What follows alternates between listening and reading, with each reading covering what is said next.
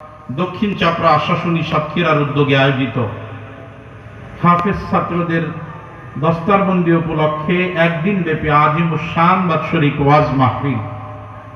আজকের ওয়াজ মাহফিলের সম্মানিত সভাপতি জনাব আলহাজ ABM মুস্তাকিম, প্রতিষ্ঠাতা ও সভাপতি দারুল উলুম সুফিয়া আহমেদ কওমি মাদ্রাসা। আল্লাহ রাব্বুল আলামিন তার এই গোলামকে মৃত্যু পর্যন্ত কোরআন সুন্নাহর খাদেম হিসাবে কবুল করেন, সকলেই পড়েন আমিন। আমার পূর্বে আপনাদেরকে অত্যন্ত চমৎকার আলোচনা শুনিয়ে ধন্য করেছেন বিশিষ্ট ইসলামী চিন্তাবিদ, দক্ষিণবঙ্গের ঐতিহ্যবাহী দ্বীনী বিদ্যাপীঠ জামিয়া ইসলামিয়া শামসুল উলুম চাঁদখালী মাদ্রাসার সম্মানিত মুহতামিম, বিশিষ্ট ইসলামী চিন্তাবিদ জনাব হযরত মাওলানা মুফতি ওয়াইস আহমদ দামাত বরকাতুহুমুল আলিয়া। আল্লাহ রাব্বুল আলামিন আমাদের এই বড় ভাইকে মৃত্যু পর্যন্ত কোরআন সুন্নাহর খেদমতে কবুল করেন, সকলেই পড়েন আমিন।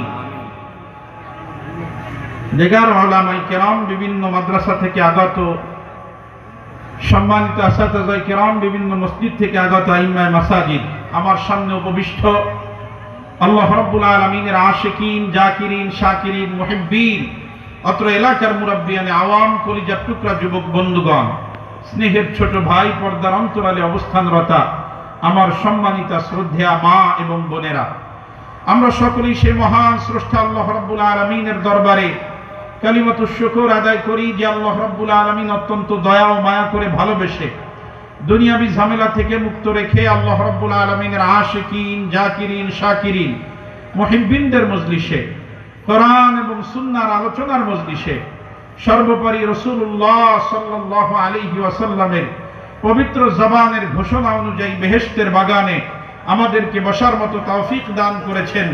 এজন্য সকলেই সেই মহান মনিবের দরবারে শরীরের সবটুকুন শক্তিকে একত্র করে দিয়ে, কণ্ঠের সবটুকুন আওয়াজকে উজাড় করে দিয়ে, আকাশ বাতাস প্রকম্পিত করে মুসলমানের সন্তানের মতো সিংহের গর্জন দিয়ে সকলেই সমস্বরে কালিমাতুশ শুকর আদায় করি আলহামদুলিল্লাহ। সবাই পড়ি রব্বানা লাকাল হামদ, রব্বানা লাকাল হামদ হামদান কাসীরান হামদান তাইয়িবান মুবারাকান ফীহি মুবারাকান ইয়া রাব্বি ইয়া রাব্বি লাকাল হামদু লাকাল কামা হামদ ইয়ানবাগি লিজালালি ওয়াজহিকা ওয়া আযীমি সুলতানিকা। আমরা জগৎসমূহের মালিক আল্লাহ রাব্বুল আলামিনের প্রশংসা আদায় করলাম। লাখো কোটি দুরূদ ও সালাম বিশ্ব মানবতার কান্ডারি সাইয়্যিদুল মুরসালিন রাহমাতুল লিল আলামিন, খাতামুন নবিয়্যিন, নবিয়্যুল আম্বিয়া, নবিয়্যুল মুরসালিন, উম্মতের কান্ডারি নবী, দয়ার নবী, মায়ের নবী, রহমতের নবী, প্যারা নবী, দো জাহানের বাদশা নবী, নবীদের মধ্যে সর্বশেষ নবী, সাইয়্যিদুল আম্বিয়া, সাইয়্যিদুল মুরসালিন, ইমামুল আম্বিয়া, ইমামুল মুরসালিন, নবিয়্যুনা ওয়া সাইয়্যিদুনা ওয়া রাসূলুনা ওয়া কুদওয়াতুনা মুহাম্মাদুর রাসূলুল্লাহ। সবাই পড়ি সাল্লাল্লাহু আলাইহি ওয়াসাল্লাম।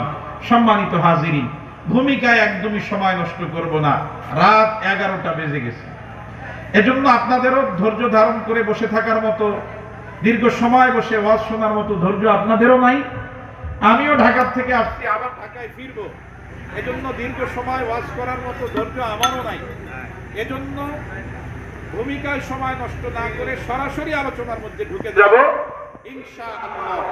আল্লাহ রাব্বুল আলামিন তৌফিক দান করেন, সকলেই পড়েন আমিন আমিন। মুসলমান ইমানদার, আমি আপনাদের সামনে কালামে পাকের সূরাতু বনী ইসরাঈলের 23 এবং 24 নম্বর আয়াত তেলাওয়াত করেছি। অনেকেই এখানে এমন আছেন যাদের এই দুইটা আয়াতই মুখস্থ আছে। দুই আয়াত সকলের মুখস্থ না থাকলেও এই আয়াতের একটা অংশ, রব্বির হামহুমা কামা রাব্বায়ানি সগীরা, এটা আপনাদের সবারই মুখস্থ আছে। কথা বলেন ঠিক কি না?